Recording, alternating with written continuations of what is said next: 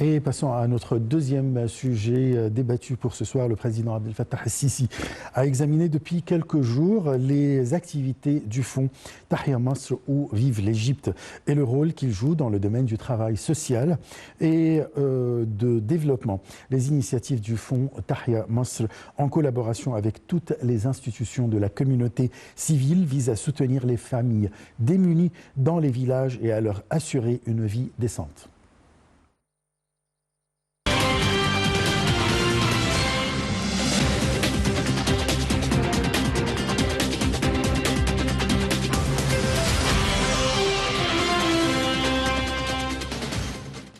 Les initiatives du fonds Tahya Masr où vive l'Égypte en collaboration avec toutes les institutions de la communauté civile visent à soutenir les familles démunies dans les villages et à leur assurer une vie décente.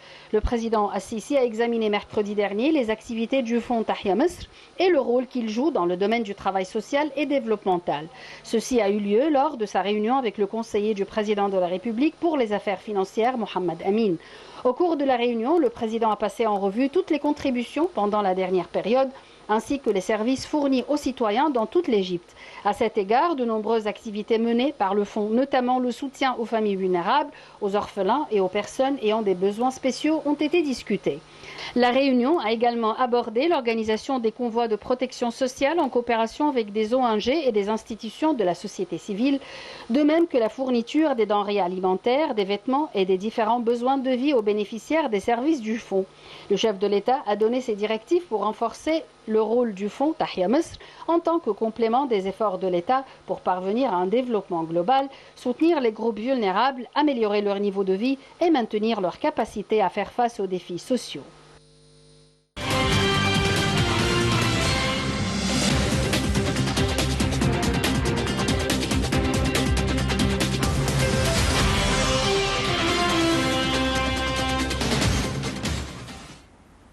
Alors, comme je viens de vous dire que nous avons deux sujets à discuter ce soir. Le premier, il s'agit du sommet tripartite Jordanie, Égypte et Palestine qui a eu lieu aujourd'hui dans la nouvelle ville d'El Alamein. Et le deuxième, c'est les activités de l'initiative égyptienne Tahya Masr. Nous avons le plaisir d'accueillir au bout du fil Madame Farida Choubachi. Vous êtes journaliste. Bonsoir.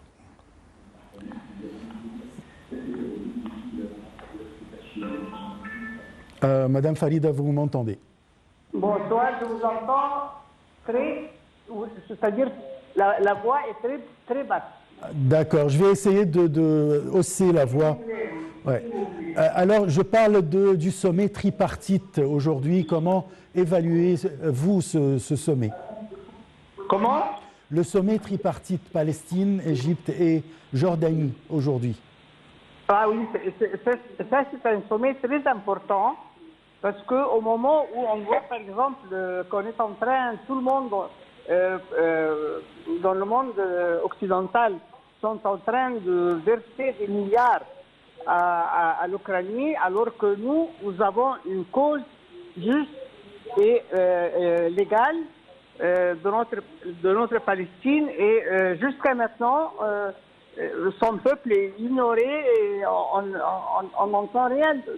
Il n'y a pas une voix commune arabe, et ça c'est très bien. Le sommet tripartite là, c'est un très bon augure, parce que sans notre unité arabe, on ne va pas avoir nos droits.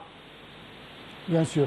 Là, le communiqué a dit qu'il faut une réconciliation arabe, mais en même temps, pour arriver à établir un État palestinien avec les frontières de 4 juin 1967.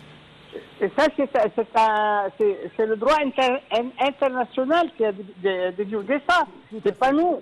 Et ça, c'est la moindre. C'est-à-dire, c'est pas notre droit, parce que nous sommes punis, c'est-à-dire par, soi-disant, entre parenthèses, la communauté internationale, parce qu'on n'est pas resté juif. C'est incroyable, parce que la Palestine, tout le monde était juif. Ensuite, il y a qui se sont convertis au christianisme et ensuite à l'islam. Alors, à l'origine, on était tous de la même religion. Ça ne veut rien dire. C'est injuste et c'est vraiment dégoûtant qu'on nous punisse parce que nos grands-parents ont changé de religion. Ça, c'est pas la religion qui compte. Ce qui compte, c'est la patrie, la terre sur laquelle on a poussé, on a travaillé, on a vécu, on a des souvenirs, on a tout. Mais alors, quand on m'apporte un juif avec le respect pour toutes les religions, par exemple, les soviétiques, bon, j'ai vu quand j'étais en France, j'ai vu les juifs soviétiques qui sont allés en Israël, ils ont des traits soviétiques, ils ont des traits asiatiques, je veux dire. Parce que, alors là, c'est-à-dire que la religion, c'est pas la patrie. On peut être juif en Afrique noire et on peut être juif en Alaska. C'est incroyable ce que nous subissons maintenant. Mais moi, je pense aussi, je veux dire quelque chose qui me reste, qui me tracasse un peu, c'est que la division et la décimation qui a été faite dans la Palestine est aussi très regrettable et très douloureux. Moi, personnellement, je suis d'une génération qui a vécu avec l'espoir de voir un État palestinien, et quand je vois que Hamas a fait un État et je ne sais pas, Daesh a fait un État et qui a fait un État, je crois qu'il ne faut pas plaindre les autres qui ne prennent pas au sérieux. Alors là, maintenant, nous devons, comme le président Assisi est en train de faire maintenant, d'abord instaurer notre unité et ensuite demander nos droits. Et nous les aurons quand nous serons unis. Exactement, c'est la raison pour laquelle l'Égypte a accueilli le 31 juillet une réunion qui a rassemblé les factions palestiniennes pour les réunir. Est-ce qu'on a abouti à ce fin? On va aboutir.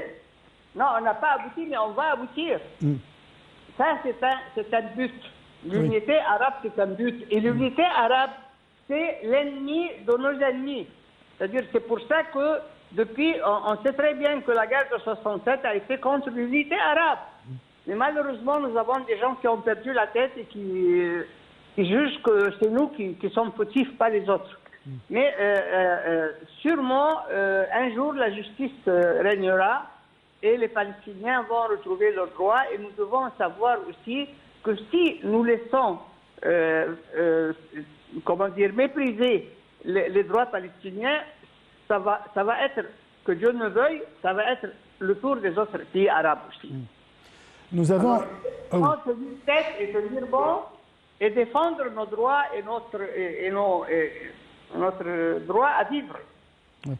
Il y a eu beaucoup d'initiatives de la part de l'Occident, je parle des États-Unis ou bien d'Europe, mais qui ont échoué pour résoudre la cause palestinienne. Aujourd'hui, il y a d'autres initiatives, par exemple une initiative chinoise, la Chine qui est sur le terrain pour dire voilà, il faut avoir les droits des Palestiniens. Comment vous trouvez des initiatives pareilles? C'est-à-dire, moi, j'ai entendu que la Chine demande les droits palestiniens. Mais les États-Unis, quoi, je n'ai pas entendu. Les États-Unis trouvent que quand Israël tue les Palestiniens, c'est qu'elle se défend. Alors là, il faut savoir, il faut mettre les points sur les i. Il faut savoir avec qui on a affaire et c'est quoi la conception de chaque partie. Alors, la justice est claire. Quand on fuit la justice, on est terni. On n'a pas. Moi, je ne peux pas respecter un pays qui ne veut pas reconnaître les droits de quelqu'un de vivre sur sa terre. Ça, c'est incroyable. Oui, c'est pour ça qu'il y a eu ce sommet tripartite et je crois que ça va marquer un début de prise de conscience sur cette affaire, sur l'importance de l'unité arabe. On espère bien. Bon, notre deuxième sujet, il s'agit des activités du fonds Tahia Masr. Alors, comment vous trouvez cette initiative du fonds Tahia Masr pour les travaux sociaux, surtout? Moi, je trouve que chaque jour, on est en train de voir une réalisation. Chaque jour, on voit une partie de notre pays qui revient à son d'un État moderne et d'un État digne de l'Égypte et de son histoire. Et là, je crois que Tahia Masr, c'est quelque chose de très important pour nous tous, parce que ça ouvre toutes les perspectives et toutes les portes fermées, et ça donne droit à toutes les idées de travailler, de montrer, de dire qu'ils ont des solutions, de proposer, et ça c'est très bien pour notre pays. Ouais. Et sous le fond de Tahia Masr, on trouve une initiative magnifique, un projet qui s'appelle Karama. La dignité. La dignité, voilà. Alors, comment vous trouvez ce projet aussi? Vous savez, moi je trouve que la dignité, c'est le premier droit et qui avance tous les autres droits. Ça devance tout. Parce que la dignité, c'est ça l'avenir promis par notre président, et c'est ça qui va lier et renforcer notre lien avec notre pays.